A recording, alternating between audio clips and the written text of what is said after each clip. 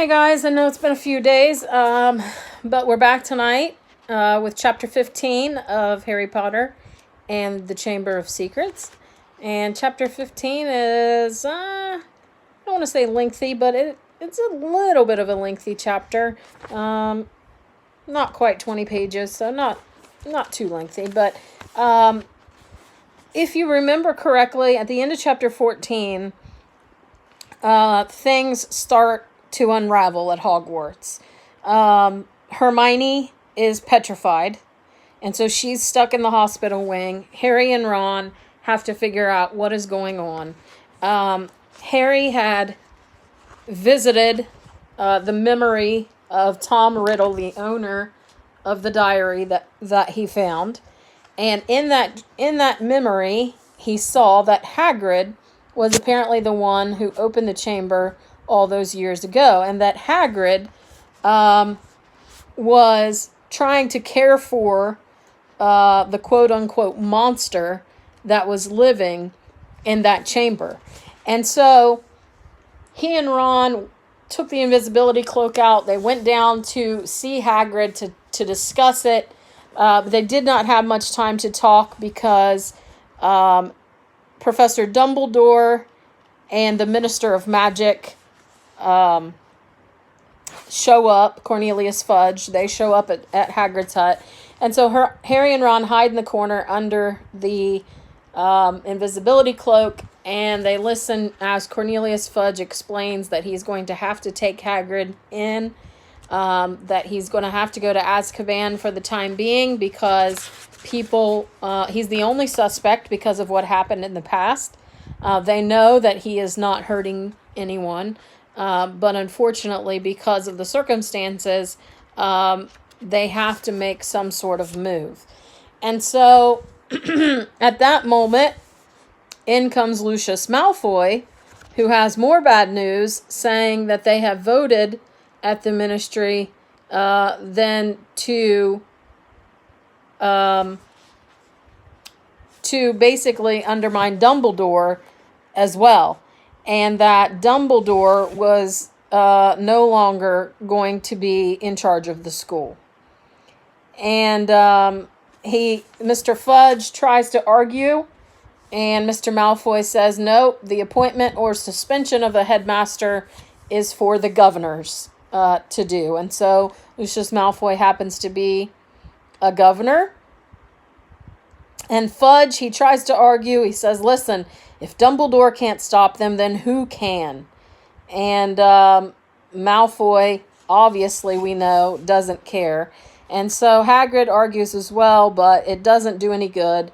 And so before they leave, Hagrid and Dumbledore both appear to leave with sort of a message for Ron and Harry. Hagrid obviously knew they were there. Dumbledore didn't. However, Harry said it seemed that he looked right at them and that he was speaking very slowly and clearly so that they would understand what he was saying. And he said, however, you will find that I will only truly have left the school when none here are loyal to me. You will also find that help will always be given at Hogwarts to those who ask for it. And his eyes then definitely flicked to the corner where Harry and Ron were hiding.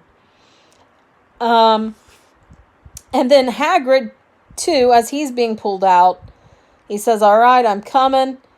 And then he says loudly, if anyone wanted to find out some stuff, all they'd have to do would be to follow the spiders. That'd lead them right. That's all I'm saying. Excuse me. And so Fudge is just looking at him like, what are you talking about? But he's clearly telling this to Harry and Ron that they need to follow the spiders. And then he says, and someone will need to feed Fang while I'm away. And so they leave, and the boys pull the invisibility cloak up. They look at each other. Ron says, man, we're in trouble now. No Dumbledore. They might as well close the school tonight because they're going to be an attack a day with him gone. And so they have just put the students of the school in much, much graver danger without Dumbledore there to protect them. All right. So, chapter 15 is called Aragog. Aragog. Summer was creeping over the grounds around the castle. Sky and lake alike turned periwinkle blue, and flowers large as cabbages burst into bloom in the greenhouses. But with no Hagrid visible from the castle windows striding the grounds with Fang at his heels, the scene didn't look right to Harry. No better, in fact, than the inside of the castle, where things were also so horribly wrong. Harry and Ron had tried to visit Hermione, but visitors were now barred from the hospital wing. "We're taking no more chances," Madame Pomfrey told them severely through a crack in the infirmary door. "No, I'm sorry, there's every chance the attacker might come back to finish these people off." With Dumbledore gone, fear had spread as never before, so that the sun warming the castle walls outside seemed to stop the mullioned windows. There was barely a face to be seen in the school that didn't look worried and tense, and any laughter that rang through the corridors sounded shrill and unnatural, and was quickly stifled. Harry constantly repeated Dumbledore's final words to him. "I will only truly have left this school when none here are loyal to me. Help will always be given at Hogwarts to those who ask for it." But what good were these words? Who exactly were they supposed to ask for help, when everyone was just as confused and scared as they were? Hagrid's hint about the spiders was far easier to understand. The trouble was, there didn't seem to be a single spider left in the castle to follow. Harry looked everywhere he went, helped, rather reluctantly, by Ron. They were hampered, of course, by the fact that they weren't allowed to wander off on their own, but he had to move around the castle in a pack with the other Gryffindors. Most of their fellow students seemed glad that they were being shepherded from class to class by teachers, but Harry found it very irksome. One person, however, seemed to be thoroughly enjoying the atmosphere of terror and suspicion. Draco Malfoy was strutting around the school as though he'd just been appointed head boy. Harry didn't realize what he was so pleased about until the potions lesson, about 2 weeks after Dumbledore and Hagrid had left, when, sitting right behind Malfoy, Harry overheard him gloating to Crabbe and Goyle. "I always thought Father might be the one to get rid of Dumbledore," he said, not troubling to keep his voice down. "I told you he thinks Dumbledore's the worst headmaster the school's ever had. Maybe we'll get a decent headmaster now, someone who won't want the Chamber of Secrets closed. McGonagall won't last long. She's only filling in." Snape swept past Harry, making no comment about Hermione's empty seat and cauldron. "Sir," said Malfoy loudly. "Sir, why don't you apply for the headmaster's job?" Now, Malfoy," said Snape, though he couldn't suppress a thin-lipped smile. "Professor Dumbledore has only been suspended by the governors. I dare say he'll be back with us soon enough." "Yeah, right," said Malfoy, smirking.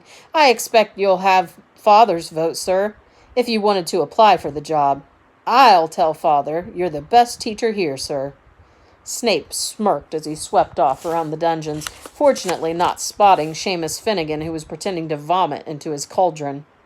"I'm quite surprised the mudbloods haven't all packed their bags by now," Malfoy went on. "Bet you 5 galleons the next one dies. Pity it wasn't Granger." The bell rang at that moment, which was lucky. At Malfoy's last words, Ron had leapt off of his stool, and in a scramble to collect bags and books, his attempt to reach Malfoy was unnoticed. "Let me at him," Ron growled as Harry and Dean hung onto his arms. "I don't care. I don't need my wand. I'm going to kill him with my bare hands." "Hurry up. I've got to take you all to herbology," barked Snape over the class's heads, and off they marched, with Harry, Ron, and Dean bringing up the rear. Ron still trying to get loose. It was only safe to let him go when Snape had seen them out of the castle, and they were making their way across the vegetable patch toward the greenhouses. The herbology class was very subdued. There were now 2 missing from their number, Justin and Hermione. Professor Sprout set them all to work pruning the Abyssinian schiffelfigs. Harry went to tip an armful of weathered stalks onto the compost heap and found himself face to face with Ernie Macmillan. Ernie took a deep breath and said very formally, "I just want to say, Harry, that I'm sorry I ever suspected you. I know you'd never attack Hermione Granger, and I apologize for all the stuff I said. We're all in the same boat now, and, well, He held out a pudgy hand, and Harry shook it. Ernie and his friend Hannah came to work with the same schiffelfig as Harry and Ron. That Draco Malfoy character, said Ernie, breaking off dead twigs. He seems very pleased about all this, doesn't he? Do you know, I think he might be Slytherin's heir? That's clever of you, said Ron, who didn't seem to have forgiven Ernie as readily as Harry. Do you think it's Malfoy, Harry? Ernie asked. No, said Harry, so firmly that Ernie and Hannah stared. A second later, Harry spotted something. Several large spiders were scuttling over the ground on the other side of the glass, moving in an unnaturally straight line as though taking the shortest route to a prearranged meeting. Harry hit Ron over the hand with the pruning shears. Ouch! Where are you? Harry pointed to the spiders, following their progress with his eyes screwed up against the sun. Oh, yeah, said Ron, trying and failing to look pleased. But we can't follow them now. Ernie and Hannah were listening curiously. Harry's eyes narrowed as he focused on the spiders. If they pursued their fixed course, there's no doubt where they would end up. Looks like they're heading to the Forbidden Forest. And Ron looked even unhappier about that. At the end of the lesson, Professor Sprout escorted the class to their Defense Against the Dark Arts lesson. Harry and Ron lagged behind the others so they could talk out of earshot.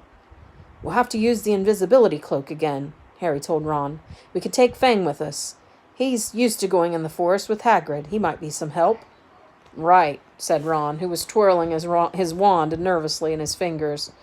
Aren't there supposed to be werewolves in the forest? He added, as they took their usual places at the back of Lockhart's classroom.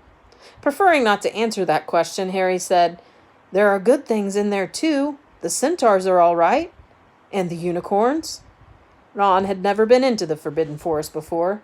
Harry had entered it only once, and had hoped to never do so again. Lockhart bounced into the room, and the class stared at him. Every other teacher in the place was looking grimmer than usual, but Lockhart appeared nothing short of buoyant. Come now, he cried, beaming around him. Why all these long faces? People swapped exasperated looks, but nobody answered. Don't you people realize, said Lockhart, speaking slowly as though they were all a bit dim, the danger has passed. The culprit has been taken away. Says who? Said Dean Thomas loudly. My dear young man, the Minister of Magic wouldn't have taken Hagrid if he hadn't been 100% sure that he was guilty, said Lockhart, in a tone of someone explaining that 1 and 1 made 2. Oh, yes, he would, said Ron, even more loudly than Dean. I flatter myself to know a touch more about Hagrid's arrest than you do, Mr. Weasley, said Lockhart in a self-satisfied tone. Ron started to say he didn't think so, somehow, but stopped in mid-sentence when Harry kicked him hard under the desk. We weren't there, remember? Harry muttered. But Lockhart, disgusting cheeriness, his hints that he had always thought Hagrid was no good, his confidence that the whole business was now at an end, irritated Harry so much that he yearned to throw gadding with ghouls right at Lockhart's stupid face. Instead, he contented himself with scrawling a note to Ron. Let's do it tonight. Ron read the message, swallowed hard, and looked sideways at the empty seat usually filled by Hermione. The sight seemed to stiffen his resolve, and he nodded. So, if we remember from the first book, Ron does have a very, very large fear of spiders. And so this mission in particular is going to be very difficult for him because they have to follow the spiders into the Forbidden Forest. The Forbidden Forest in and itself is a very scary place, but Ron is especially scared of spiders. But it's, as of right now, their only lead, and so they have to do as Hagrid instructed and follow the spiders into the forest and see what they can find. The Gryffindor common room was always very crowded these days because from 6 o'clock onward, the Gryffindors had nowhere else to go. They also had plenty to talk about, with the result that the common room often didn't empty until past midnight. Harry went to get the invisibility cloak out of his trunk right after dinner, and spent the evening sitting on it, waiting for the room to clear. Fred and George challenged Harry and Ron to a few games of exploding snap, and Ginny sat watching them, very subdued in Hermione's usual chair. Harry and Ron kept losing on purpose, trying to finish the games quickly, but even so, it was well past midnight when Fred, George, and Ginny finally went to bed. Harry and Ron waited for the distant sounds of the 2 dormitory doors closing before seizing the cloak, throwing it over themselves, and climbing through the portrait hole. It was another difficult journey through the castle, dodging all the teachers. At last they reached the entrance hall, slid back the lock on the oak front doors, squeezed between them, trying to stop any creaking, and stepped out into the moonlit grounds. "Course," said Ron, abruptly, as they strode across the black grass. "We might get to the forest and find there's nothing to follow. Those spiders might have not been going there at all. I know, it looked like they were." Put your hand on that. "Moving in that sort of direction, but..." His voice trailed away hopefully. They reached Hagrid's house, sad and sorry-looking with its blank windows. When Harry pushed the door open, Fang went mad with joy at the sight of them. Worried he might wake everyone in the castle with his deep, booming barks, they hastily fed him treacle toffee from the tin on the mantelpiece, which glued his teeth together. Harry left the invisibility cloak on Hagrid's table. There would be no need for it in the pitch-dark forest. "Come on, Fang, we're going for a walk," said Harry, patting his leg, and Fang bounded happily out of the house behind them, dashed to the edge of the forest, and lifted his leg against a large sycamore tree. Harry took out his wand, murmured, "Lumos," and a tiny light appeared at the end of it, just enough to let them watch the path for a sign of spiders. "Good thinking," said Ron. "I'd light mine too, but, it'd probably blow up or something." Harry tapped Ron on the shoulder, pointing to the grass. 2 solitary spiders were hurrying away from the wand light into the shade of the trees. "Okay," Ron sighed as though resigned to the worst. "I'm ready. Let's go." So with Fang scampering around them, sniffing tree roots and leaves, they entered the forest. With the glow of Harry's wand, they followed the steady trickle of spiders moving along the path.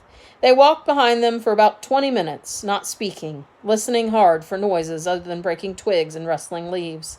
Then, when the trees had become thicker than ever, so that the stars overhead were no longer visible and Harry's wand shone alone in the sea of dark, they saw their spider guides leaving the path.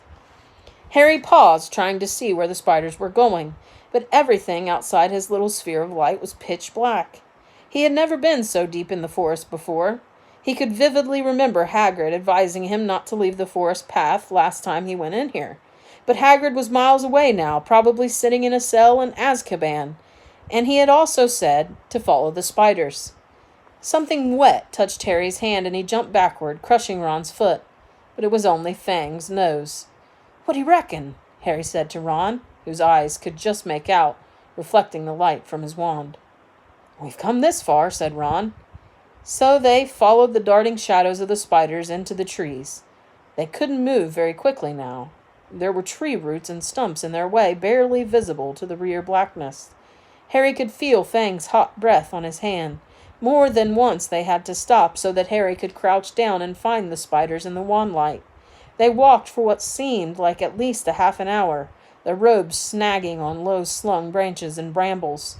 After a while, they noticed that the ground seemed to be sloping downward, though the trees were thick as ever. Then Fang suddenly let loose a great echoing bark, making both Harry and Ron jump out of their skins. "What?" said Ron loudly, looking around into the pitch dark and gripping Harry's elbow very hard. "There's something moving over there," Harry breathed. "Listen, it sounds like something big." They listened. Some distance to their right, the something big was snapping branches as it carved a path through the trees. "Oh no," said Ron.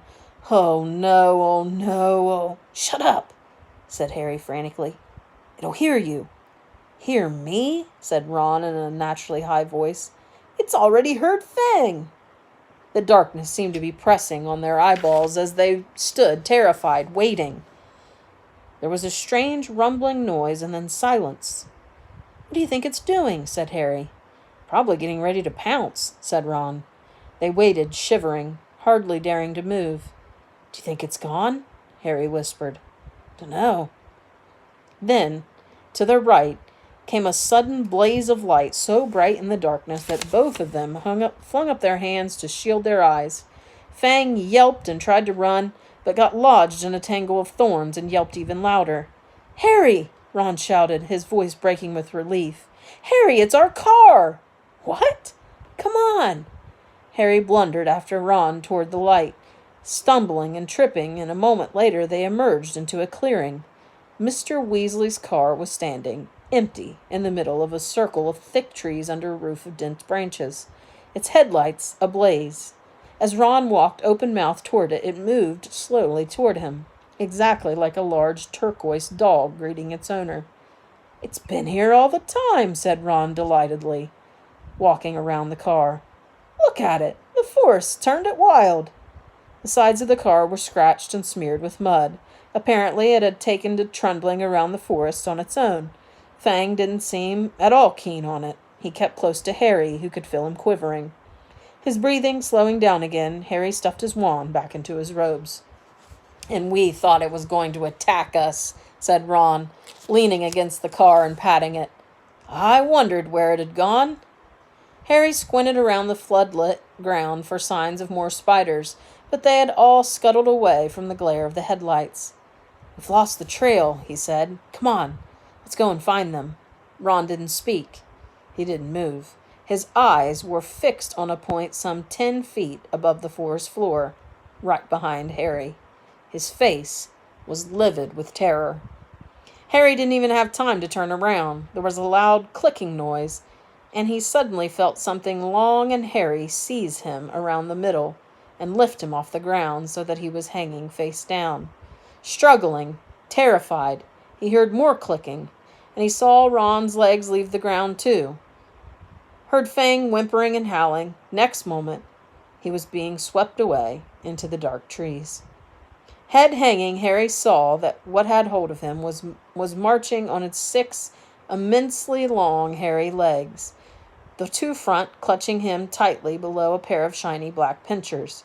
Behind him, he could hear another of the creatures, no doubt carrying Ron. They were moving into the very heart of the forest. Harry could hear Fang fighting to free himself from the third monster, whining loudly, but Harry couldn't have yelled even if he wanted to. He seemed to have left his voice back with the car in the clearing. He never knew how long he was in the creature's clutches. He only knew that the darkness suddenly lifted enough for him to see that the leaf-strewn ground was now swarming with spiders. Craning his neck sideways, he realized that they had reached the ridge of the vast hollow, a hollow that had been cleared of trees so that the stars shone brightly onto the worst scene he had ever laid eyes on. Spiders. Not tiny spiders like those surging over the leaves below. Spiders the size of cart horses. 8-eyed, 8-legged, black, hairy, gigantic. The massive specimen that was carrying Harry made its way down the steep slope toward a misty, domed web in the very center of the hollow, while its fellows closed in all around it, clicking their pincers excitedly at the sight of its load. Harry fell to the ground on all fours as the spider released him. Ron and Fang thudded down next to him. Fang wasn't howling anymore, but cowering silently on the spot. Ron looked exactly like Harry felt. His mouth was stretched wide in a kind of silent scream, and his eyes were popping. Harry suddenly realized that the spider had dropped him, was saying something. It had been hard to tell because it clicked its pincers with every word he spoke. "Aragog," it called. "Aragog!" And from the middle of the misty domed web, a spider the size of a small elephant emerged very slowly. There was a gray in the black of his body and legs, and each of his eyes on his ugly pinched head were milky white. He was blind. "What is it?" he said, clicking his pincers rapidly. "Men!" clicked the spider who had caught Harry. "Is it Hagrid?" said Aragog, moving closer, his 8 milky eyes wondering vaguely. "Strangers!" clicked the spider who had brought Ron. "Kill them!" clicked Aragog fretfully. "I was sleeping." "We're friends of Hagrid's!" Harry shouted. His heart seemed to have left his chest to pound in his throat. Click, click, click went the pincers of the spiders all around the hollow. Aragog paused. Hagrid has never sent men into our hollow before, he said slowly. Hagrid's in trouble, said Harry, breathing very fast. That's why we've come. In trouble? Said the aged spider, and Harry thought he heard concern beneath the clicking pincers. But why has he sent you? Harry thought of getting to his feet, but decided against it. He didn't think his legs would support him, so he spoke from the ground as calmly as he could. They think, up at the school, that Hagrid's been setting something on students. They've taken him to Azkaban. Aragog clicked his pincers furiously, and all around the hollow the sound was echoed by the crowd of spiders. It was like applause, except applause didn't usually make Harry feel sick with fear. But that was years ago, said Aragog fretfully. Years and years ago, I remember it well. That's why they made him leave the school. They believed that I was the monster that dwells in what they call the Chamber of Secrets. They thought that Hagrid had opened the chamber and set me free. And you didn't come from the Chamber of Secrets? Said Harry, who could feel cold sweat on his forehead. I, said Aragog, clicking angrily. I was not born in the castle. I came from a distant land. A traveler gave me to Hagrid when I was an egg. Hagrid was only a boy, but he cared for me, hidden in a cupboard in the castle, feeding me on scraps from the table. Hagrid is my good friend and a good man. When I was discovered and blamed for the death of the girl, he protected me. I have lived here in the forest ever since, where Hagrid still visits me. He even found me a wife, Mosag. And you see how our family has grown, all through Hagrid's goodness. Harry summoned what remained of his courage. So you never attacked anyone? Never, croaked the old spider. It would have been in my instinct, but out of respect for Hagrid, I never harmed a human. The body of the girl who was killed was discovered in a bathroom. I never saw any part of the castle except the cupboard in which I grew up. Our kind like the dark and the quiet. But then, do you know what did kill that girl? Said Harry. Because whatever it is, it's back and attacking people again. His words were drowned by a large outbreak of clicking and rustling of many long legs shifting angrily. Black shapes shifted all around them. The thing that lives in the castle, said Aragog, is an ancient creature we spiders fear above all others. Well do I remember how I pleaded with Hagrid to let me go, when I sensed the beast moving about the school. What is it? Said Harry urgently. More clicking, more rustling. The spiders seemed to be closing in. We do not speak of it, said Aragog fiercely. We do not name it. I never even told Hagrid the name of that dread creature, though he asked me many times. Harry didn't want to press the subject, not with the spiders pressing closer on all sides. Aragog seemed to be tired of talking. He was backing slowly into his doomed web. But his fellow spiders continued to inch slowly toward Harry and Ron. We'll just go then, Harry called desperately to Aragog, hearing leaves rustling behind him. Go, said Aragog slowly. I think not. But, my sons and daughters do not harm Hagrid on my command, but I cannot deny them fresh meat when it wanders so willingly into our midst. Goodbye, friend of Hagrid. Harry spun around, feet away. Towering above him was a solid wall of spiders, clicking their many eyes, gleaming in their ugly black heads. Even as he reached for his wand, Harry knew it was no good. There were too many of them. But as he tried to stand, ready to die fighting, a loud, long note sounded, and a blaze of light flamed through the hollow. Mr. Weasley's car was thundering down the slope, headlights glaring and horns screeching, knocking spiders aside.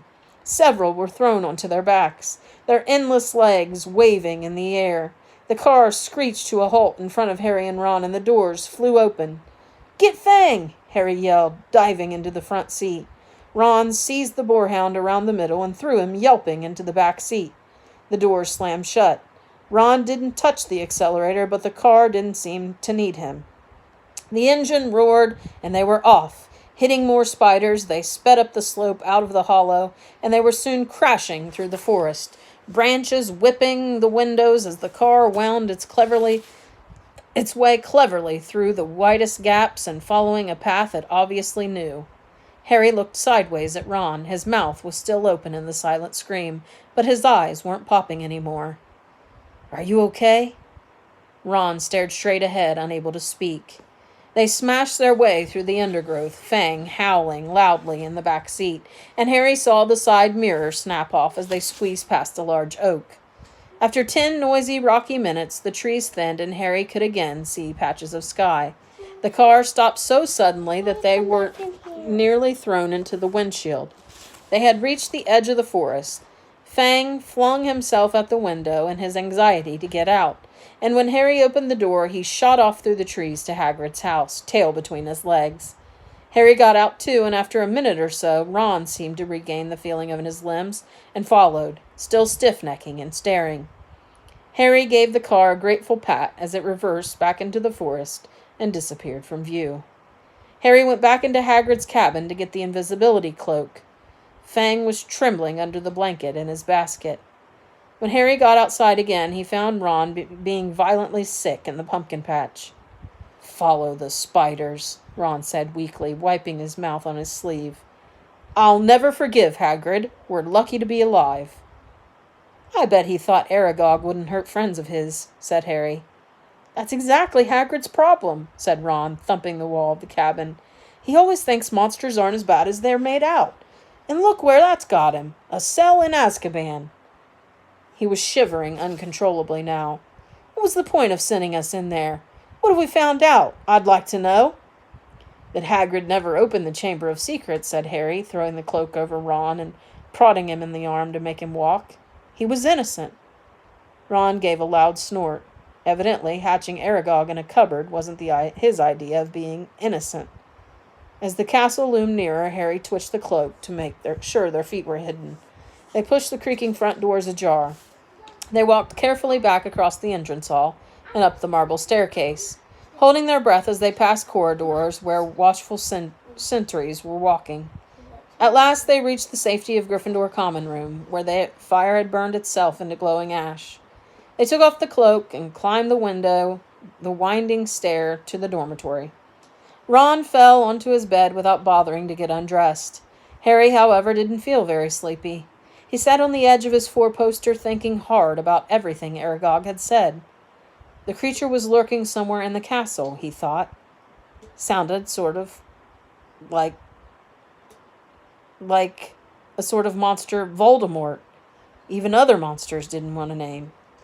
But he and Ron were no closer, finding out what it was or how it petrified its victims. Even Hagrid had never known what was in the Chamber of Secrets. Harry swung his legs up onto the bed and leaned back against his pillows, watching the moon glinting at him through the tower window. He couldn't see what else they could do. They had hit dead ends everywhere.